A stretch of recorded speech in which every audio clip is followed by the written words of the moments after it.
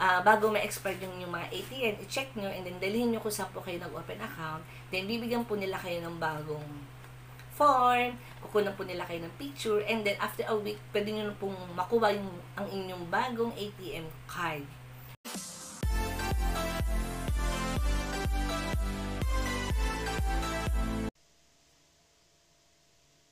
Hi sis, so welcome back to our channel. For today's video, so ang pag-uusapan natin ngayon ay regarding sa aking ATM. Dahil nga po yung aking ATM ay may expired na by next month. So ilang tulog na lang na expired na po yung aking ATM. So dahil nga meron kaming nilakad kahapon, so dumiretso na kami doon. So yung aking ATM, kung saan po ako nag-open account, dito po yan sa may SM Ayala. So, sa may harap lang po yun ng SM. Kami bungad lang talaga. So, yung ATM na yun, yung account na yun, ay matagal ko na po yung binuksan. So, matagal na po ako nag-open account doon. Since nung nag-work pa po ako. So, matagal na talaga siya. And then, so, ang ina-expect ko, makukuha ko kagad yung ATM.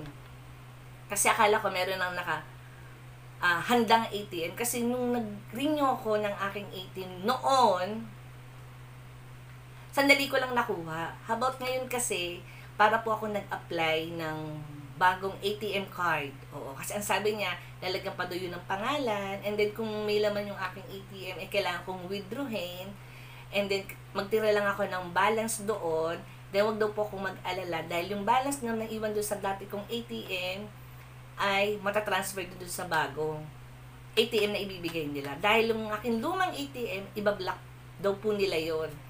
So, sabi ko dun sa, kausap ko dun sa bangko na, ganun na po ba talaga ngayon? Kasi para po ako nag-apply ng bagong ATM o para akong nag-open account uli.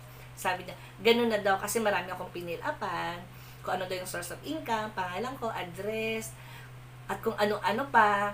And then, hindi lang yung mga kasi may bago akong picture taking doon. So, kinunan pa nila ako ng picture, nag-thumb uli ako. So, right thumb, tsaka index, tapos sa left din, ganun din, right thumb, tsaka index din. So, sabi ko na sa tele, ay, para po ako nag-apply ng bagong ATM card. Kasi yun na daw yung bagong protocol nila.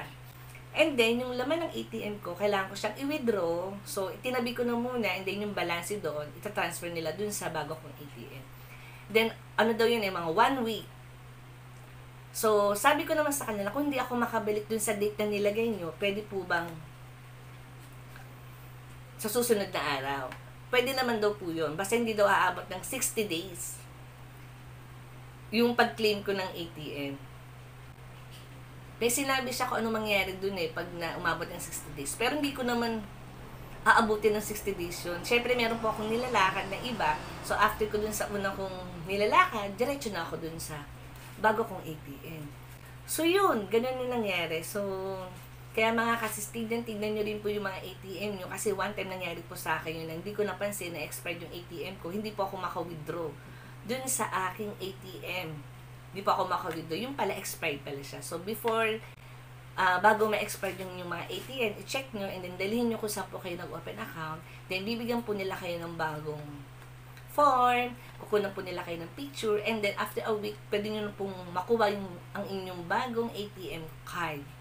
So, ayun. So, kinabahan talaga ako dun sa aking ATM kasi withdraw ko lahat yung laman.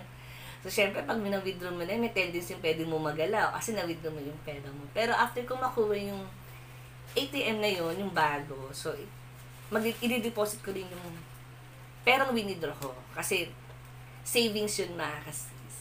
So, yun lang mga kasis, maraming salamat. Sinamahan niyo ko dito sa aking bank experience. So, yun lang po, maraming salamat. So, maraming salamat na kasi. So, don't forget to like and subscribe.